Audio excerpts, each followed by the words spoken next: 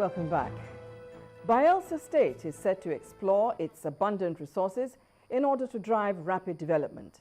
This assertion was made by the State Governor, Seriake Dixon, today while on a courtesy visit to Channels Television's headquarters in Lagos. He says agriculture, manufacturing and tourism are some of the sectors his government will focus on to achieve its development objectives. The plan is to expand the base of our economy beyond oil and gas and primarily focus on how to attract manufacturing, particularly in areas where we have comparative advantage. I want Bayelsa to be #1 in terms of power generation because in the end, I mean, we are the state of gas. We are where oil and gas started. That's where oil and gas, the story of oil and gas in Nigeria started. And we're the biggest oil and gas state. And so we want to be #1 in the area of power generation. We also want to use that advantage to attract manufacturers, open up parks, industrial parks, and then get people to come in and think of how to set up petrochemicals and related industries and so on and so forth. And we also have comparative advantage in agriculture, palm production, fisheries, aquaculture. The whole state is water, water, water. We are job people, we are fishermen and women. So these are the advantages we are cashing on. Those are the advantages we are exploiting. Already we have started mega projects in agriculture, working with people on oil palm expansion. Before the discovery of crude oil, the whole of that area was known as the Oil Rivers Protectorate. And the oil they talked about at that time was not crude oil. So we are the state of palm production, palm oil, just like Malaysia, Indonesia, and all the other Asian countries. So we have wonderful opportunities. We have started big aquaculture farms and so on and so forth. And that's why we're also setting up the School of Agriculture, where young people can be trained in terms of acquiring middle-level agricultural skills. And the other plank upon which we want to expand our state's economy is tourism. And we, in the last 2 years that I've been governor, particularly with the relative peace that we've been able to bring about in Bayelsa, working with the security operatives, working with our community leaders and the youths who have been very supportive, Bayelsa is one of the safest states. And therefore, we've been able to market the state, and we are marketing the state as a foremost tourism and investment destination.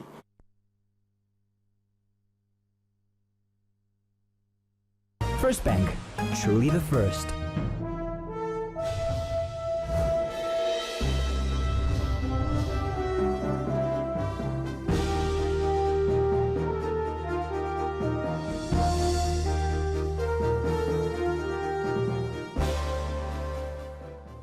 To take you through our business stories this hour, I am Adeshawa Josh.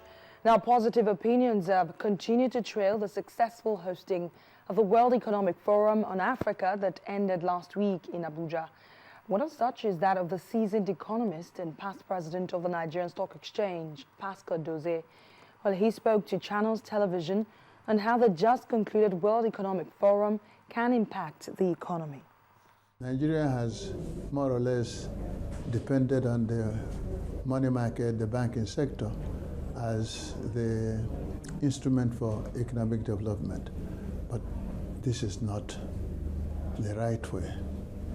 The best way to fuel development, to really achieve economic development and growth, is through the capital market. But we find that our capital market is developing and hasn't really come to its optimal level.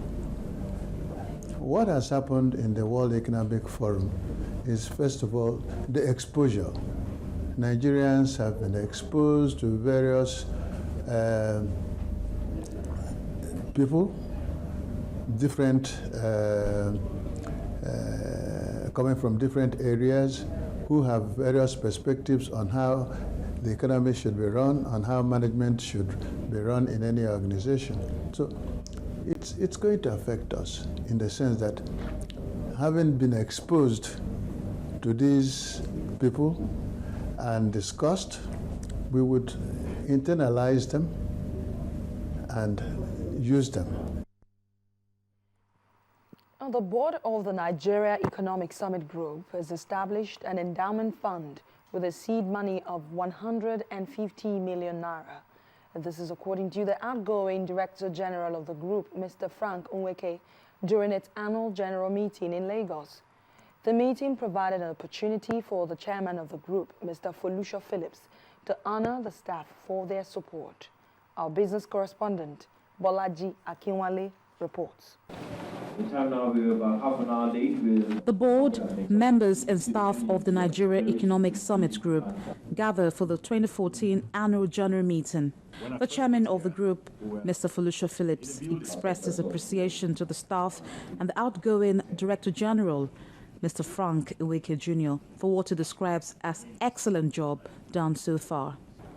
For him, this has become important going by the Nigeria Economic Summit that was held earlier in the year and the World Economic Forum for Africa. We thank Mr. Frank Nweke Jr. II for the wonderful job that he's done as the DG of the Nigeria Economic Summit Group. It is a role that he has played over the last 5 years, and it has signified 5 years of change for the Nigeria Economic Summit Group. The outgoing Director General of the Nigeria Economic Summit Group, Mr. Frank Nweke Jr., stated he is satisfied with the achievement of the group under his leadership. The newest is the launch of a 150 million naira endowment fund. I believe that in the intervening 5 years, we've been able to overhaul the annual summits to restore the essence of the summit. And today, both the public and private sector always look forward to the annual summits. Today, the board has approved the establishment of an NESG endowment fund, and we have been able to set aside the sum of 150 million naira as seed fund. Mr. Nweke further reviews his plans for the future. I believe that I was born to serve. That's my calling, public service. And so just as I have finished this, I very much look forward to joining get into the political arena and to contest for a Senate seat under the People's Democratic Party. And this Senate seat is the Enugu East Senatorial Zone seat. The staff were honored for their support and involvement in the success of the group.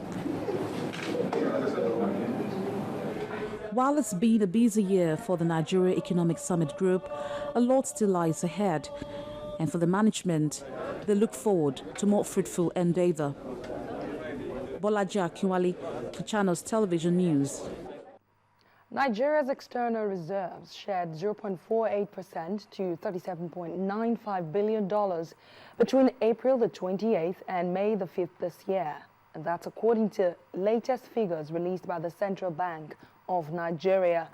The reserves rose to $38.14 billion on April the 28th, but reversed the rising trend and declined to $38.12 billion on May the 2nd. It then recorded a 0.43% drop to $37.95 billion on May the 5th. And finally, on Business News Tonight, the bulls had their way again at the Nigerian stock market as key indicators rose, with the day's session ending in the positive territory. Bisi Koka tells us more. Hello and welcome to the Stock Market Reports. The bulls had their heads up once again at the Nigerian equities market as key indicators ended Tuesday's session in positive territory. With a 1.02% jump, the all-share index rose to 38,955.02 with a higher market capitalization of 12.83 trillion naira. Nestle was the day's top gainer, adding 12 naira 70 kobo to its share value ahead of Nigerian breweries and Cadbury. Investors booked profit off Seplat Petroleum Development Company again today.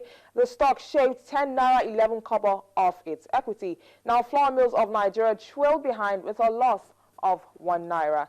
UOB Capital emerged the most traded stock, accounting for over 30 million shares.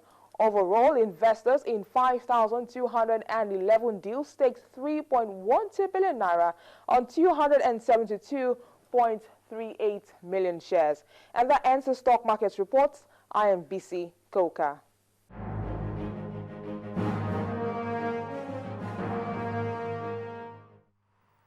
And And that ends Business News tonight also. Thanks a lot. The News at 10 continues in a moment.